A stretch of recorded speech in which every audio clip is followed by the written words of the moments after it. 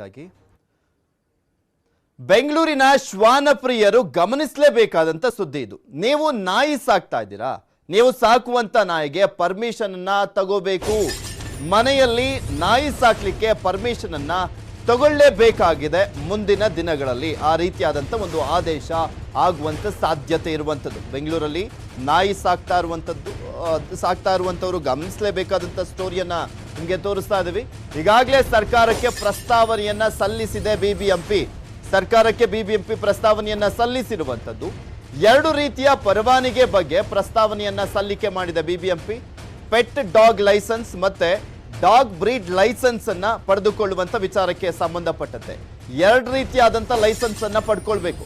ಪರವಾನಗಿ ಇಲ್ಲದಿದ್ರೆ ನಾಯಿ ಸಾಕ್ಲಿಕ್ಕೆ ಅನುಮತಿ ಇಲ್ಲ. ನಾಯಿಯನ್ನ ಸಾಕಬೇಕು ಅಂದ್ರೆ ಲೈಸೆನ್ಸ್ ಅನ್ನ ಪಡ್ಕೊಳ್ಬೇಕು.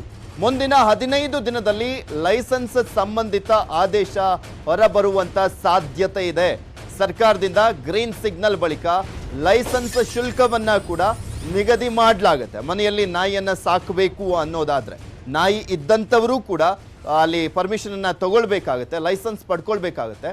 ಸಾಕುವ ನಾಯಿಗೆ ಒಂದು ಬಾರಿ ಲೈಸೆನ್ಸ್ ಅನ್ನ ಪಡಿಬೇಕು. ಇನ್ನೇನಾದ್ರೂ ನಾಯಿ ಬ್ರೀಡ್ ಅನ್ನ ಮಾಡ್ತಾ ಇದ್ರೆ, ಬ್ರೀಡ್ ನಾಯಿ ಮಾರಾಟ ಮಾಡೋದಾದ್ರೂ ಕೂಡ ವರ್ಷಕ್ಕೊಮ್ಮೆ ಲೈಸೆನ್ಸ್ ಅನ್ನ ಪಡ್ಕೊಳ್ಬೇಕಂತೆ. ಅದಕ್ಕೆ ವರ್ಷಕ್ಕೊಮ್ಮೆ ಲೈಸೆನ್ಸ್ ಅನ್ನ ಪಡ್ಕೊಳ್ಬೇಕು. ಎರಡು ವಿಭಾಗದಲ್ಲೂ ಕೂಡ ಪ್ರತ್ಯೇಕವಾದಂತ ನಿಯಮಗಳನ್ನ ಸಿದ್ಧಪಡಿಸಿದೆ ಬಿಬಿಎಂಪಿ. ಸರ್ಕಾರ ಒಂದು ವೇಳೆ ಓಕೆ ಅಂದಿದ್ದೇ ಆದಲ್ಲಿ ಎರಡು ರೀತಿಯಾದಂಥ ಲೈಸೆನ್ಸ್ ಜಾರಿಗೆ ಬರ್ತಾ ಇದೆ. ಬೆಂಗಳೂರಿನಲ್ಲಿ ಸಾಕಷ್ಟು ಜನ ಶ್ವಾನ ಪ್ರಿಯರು, ಆಲ್ಮೋಸ್ಟ್ ತುಂಬಾ ಜನರ ಮನೆಯಲ್ಲಿ ಶ್ವಾನಗಳನ್ನು ಸಾಕ್ತಾ ಇದ್ದಾರೆ. ನೆಕ್ಸ್ಟ್ ಸಾಕುವಂತ ಸಂದರ್ಭದಲ್ಲಿ ಅದಕ್ಕೆ ಬಿಬಿಎಂಪಿಯಿಂದ ಪರ್ಮಿಷನ್ ಅನ್ನ ತಗೊಳ್ಳೇಬೇಕಾಗಿದೆ. ಬಿಬಿಎಂಪಿ ಆ ರೀತಿಯಾದಂಥ ಒಂದು ಪ್ರಸ್ತಾವನೆಯನ್ನ ಸರ್ಕಾರಕ್ಕೆ ಸಲ್ಲಿಸಿರುವಂಥದ್ದು. ಸರ್ಕಾರ ಏನ್ ಮಾಡುತ್ತೆ ಅನ್ನೋದನ್ನ ಕಾದು ನೋಡಬೇಕು.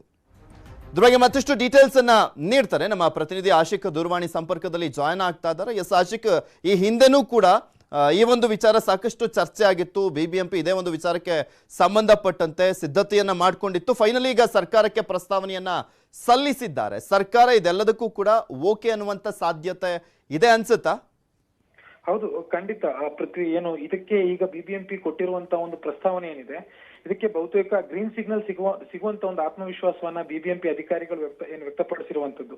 ಈಗಾಗಲೇ ಬೆಂಗಳೂರಿನಲ್ಲಿ ದಿನದಿಂದ ದಿನಕ್ಕೆ ಬೀದಿ ನಾಯಿಗಳ ಕಾಟ ಕೂಡ ಜಾಸ್ತಿ ಆಗ್ತಿರೋದ್ರಿಂದ ಬೇಕಾಬಿಟ್ಟಿಯಾಗಿ ಮೊದಲ ಒಂದು ನಮ್ಗೊಂದು ನಾಯಿ ಸಾಕ್ಬೇಕು ಅನ್ನುವಂತ ಹುಮ್ಮಸ್ಸಿನಿಂದ ನಾಯಿಯನ್ನ ಖರೀದಿ ಮಾಡ್ಕೊಂಡು ಬರ್ತಾರೆ. ಅದಾದ ಬಳಿಕ ಸಾಕೋದಕ್ಕಾಗಲ್ಲ, ಅದನ್ನ ಮೇಂಟೈನ್ ಮಾಡೋಕ್ಕಾಗಲ್ಲ ಅನ್ನೋ ಕಾರಣದಿಂದ ಸಾಕಷ್ಟು ಮಂದಿ ತಮ್ಮ ದುಡ್ಡು ಕೊಟ್ಟು ತಂದಿರುವಂತ ನಾಯಿಗಳನ್ನ ಬೀದಿಗೆ ಬಿಡ್ತಾರೆ. ಹೀಗಾಗಿ ಸಾಕಷ್ಟು ದಾಳಿಗಳಾಗುತ್ತೆ. ಸಣ್ಣ ಮಕ್ಕಳು, ಮಹಿಳೆಯರ ಮೇಲೆ ಬೀದಿ ನಾಯಿಗಳು ದಾಳಿ ಮಾಡಿರುವಂತಹ ಪ್ರಕರಣಗಳು ಕೂಡ ಇದೆ. ಇದೆಲ್ಲವನ್ನು ಮನಗಂಡಿರುವಂತಹ ಬಿಬಿಎಂಪಿ ಈ ರೀತಿಯಾದಂತಹ ಒಂದು ಪ್ರಪೋಸಲ್ ಅನ್ನ ಗವರ್ಮೆಂಟ್ ಏನು ಸರ್ಕಾರದ ಮುಂದೆ ಇಟ್ಟಿರುವಂತದ್ದು.